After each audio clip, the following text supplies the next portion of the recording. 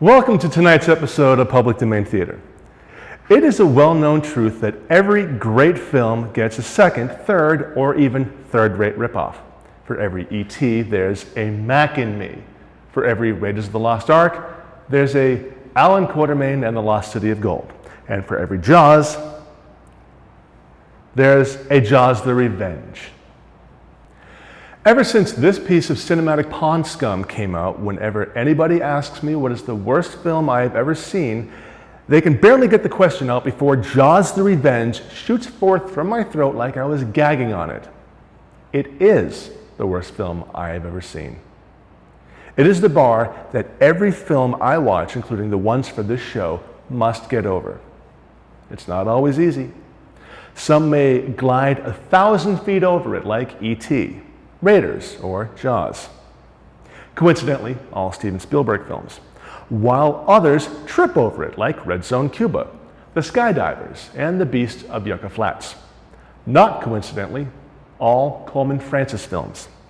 So, anytime I see a film about sharks, I think of Jaws. Anytime I see a film about sharks with a bland leading actor and a, oh, that guy, sidekick, I think of Jaws the Revenge.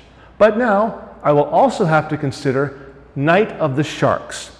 Just replace Lance Guest with Treat Williams and Mario Van Peebles with Antonio Fargas. Add some gratuitous nudity for good measure, and voila! You've got a film that is better than Jaws the Revenge. Just like every other film ever made. I could describe the plot to you, but that would be depriving you of discovering it for yourselves. Also, I forgot what it was about while I was watching it. I do remember two things, though.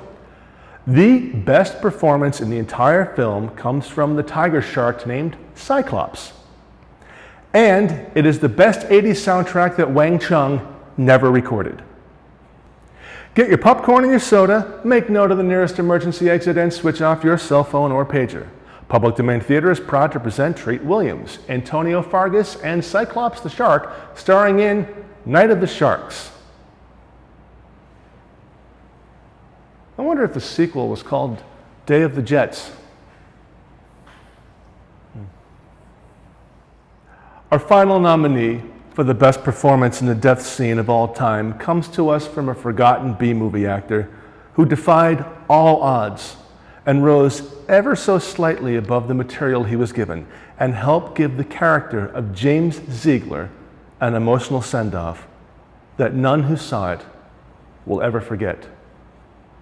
Charles Macari in Night of the Sharks.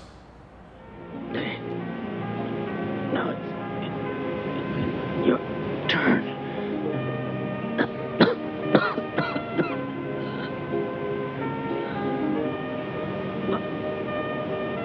Watch out.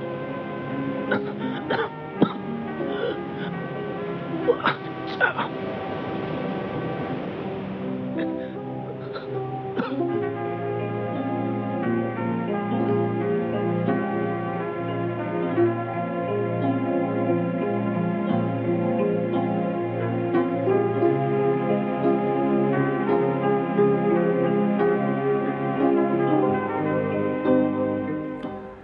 Truly amazing work by all of the nominees. To review, the nominees for the best performance in a death scene of all time are Bambi's mother, Bambi. Willem Dafoe, Platoon. Ellie Fredrickson, Up. John Hurt, Alien. And Charles McCarry, Night of the Sharks. And the Oscar goes to Bambi's mother, Bambi. Did you really think that it would go to anybody else? I mean, seriously, those are all good, worthy deaths, but Bambi's mother is the one all death scenes are compared to. People may not know who Charles McCarry is, even when he went by his real first name of Carlos. But the other two stars of this film may be recognized by some. Antonio Fargas became a 70s icon playing the Superfly informant Huggy Bear on the classic Starsky and Hutch television show. He was also in one of my favorite comedies, I'm Gonna Get You Sucker, playing Pimp of the Year, Fly Guy. And of course, Treat Williams spent several years on the television show Everwood. Prior to that, he captivated audiences as Lieutenant Colonel Oliver North in the Iran-Contra affair, which was workshopped off television in Washington, D.C. from August of 1985 until April of 1987, and then turned into a daily soap opera that ran on CNN until August of that year. That's all the time that we've got for tonight. If you have any questions, comments, or dilemmas, please contact me through Facebook, Public Domain Theater, Twitter, @Cherokee_Jack, or YouTube, Paul Fish. Please join me next time for another film that will undoubtedly be better than Jaws the Revenge. Good night. And so they're trying to go out to rescue. Hoagie and her son and a few other people are trying to go out to rescue Ellen Brody, who has now commandeered a boat, and she's going out to kill this shark. And the son says, they're in a helicopter, the son says, can you make this thing go any faster?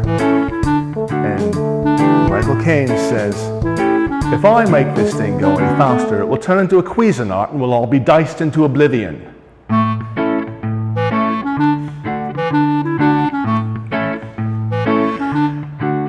And it was, I remember sitting in the theater when this came out, in the packed audience, and it was like, he didn't seriously just say that, did he?